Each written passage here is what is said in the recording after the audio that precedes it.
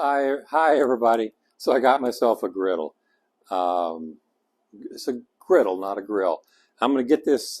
I'm going to unbox this and put it together and show you what it looks like, in case you're in the market for a griddle yourself. Uh, for me, this seemed to fit what I was looking for. I don't know what tools this requires for assembly, but I've got enough tools, I think. So anyway, thank you for tuning in. And if you're considering a griddle, I hope this helps you in some way make a choice. Stay tuned for the unboxing and be sure to like and subscribe.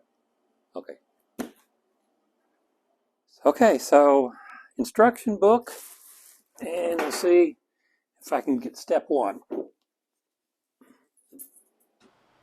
Just release that latch to lift the legs up. Pretty easy. Okay. Cast ring wheels look different. So. The little hole goes toward the inside.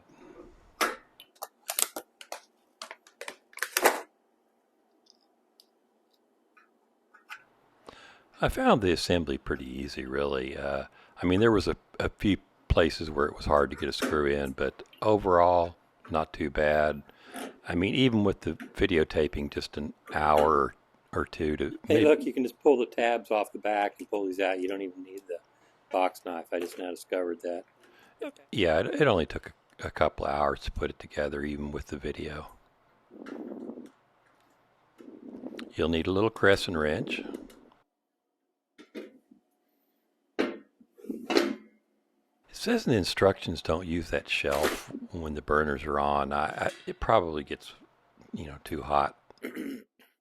Don't be afraid. Look at the manual.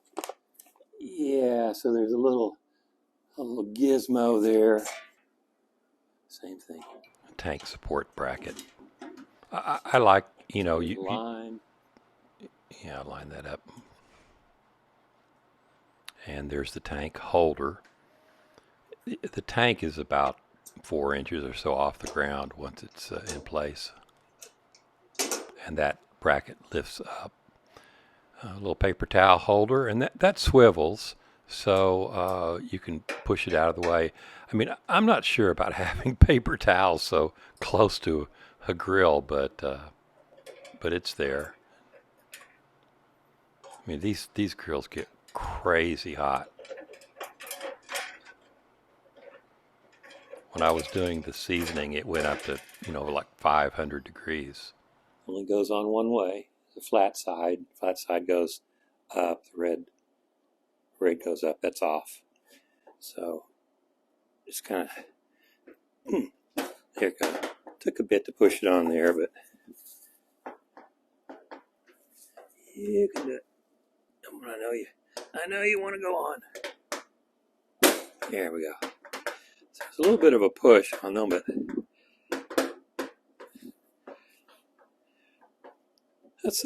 I like that. That's a very smooth turn. So, and it's there, and then you have to push it in to turn it off. So, okay. All right. Okay, so a little tip. Before you put the top on, that igniter should not be touching the tube. You can see there's a little gap there. You want to check those and make sure that there's a gap. That looks a little large, but I think it'll be okay. See, can you see that? Can you see there's a little gap? And same on this one. That'll, if those are touching, it won't ignite properly, and you have to take the top back off.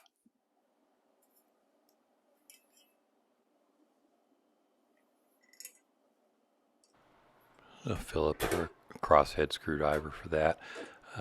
I'm using that little dinky one. It'd be better to have a bigger screwdriver, which I'm going to get my little snap-on tool out and get that put in place. So, the left, see the right goes on this over here, and then the left, of course, goes on this side.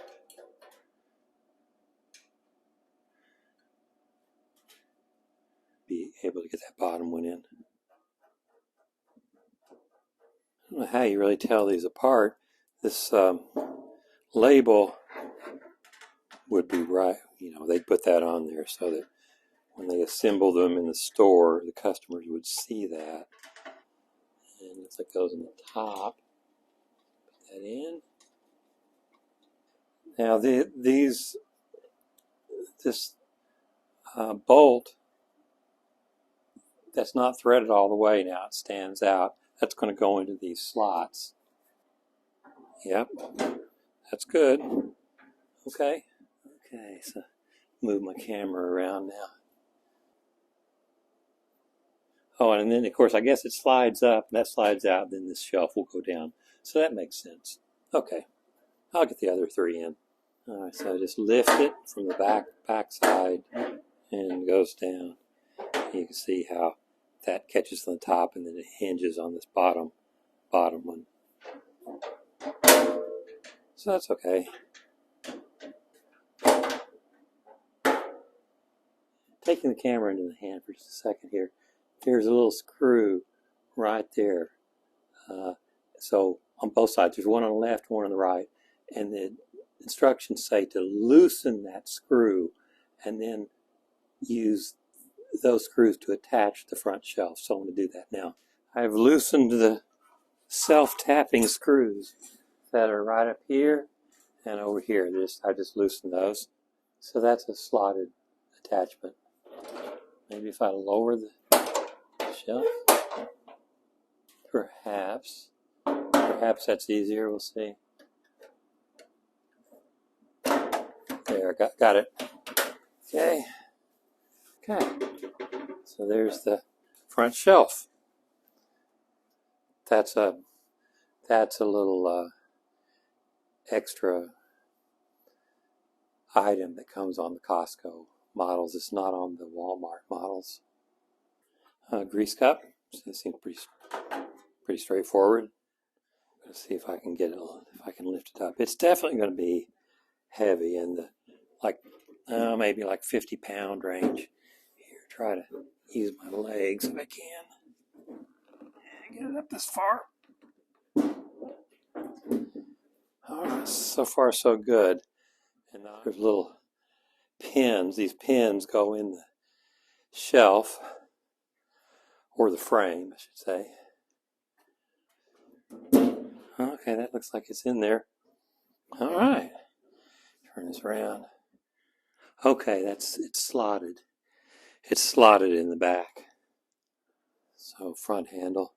Screws are already in here, so just loosen these screws up and then install it into these two holes. That one's round and that one's slotted, so put the round hole in first.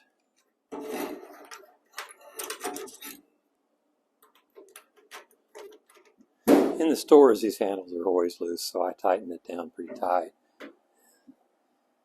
And I like the way one of the reasons I got this model is I like the feel of the hood. And even though you are not going to cook with this down, it says very clearly in the instructions. It tilts back nicely and feels solid. Okay, so I think just one more little piece. A bottle opener. So that just goes here. 2 screws and nuts. No lock washers, what if those are lock nuts? In any case, let's get this on. Earlier when I was lifting the top on, I was thinking, I had to do that by myself because my wife is actually in there working. She works from home and she works call center. And I just wanted to ask you, everyone out there, if you have to call a call center, be kind. Crying out loud, she does the best she can. It's, people like, I know you have a problem. I want to try to help you, but venting your anger doesn't really help at all. It just makes her job miserable. So be kind to your call center people.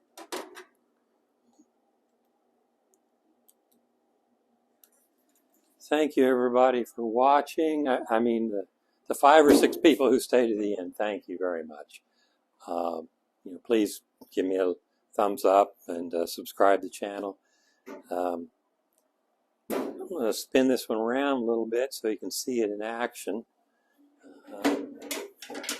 If you're in a remote area, like most people are really, where there isn't a Costco for you to go and put your hands on it.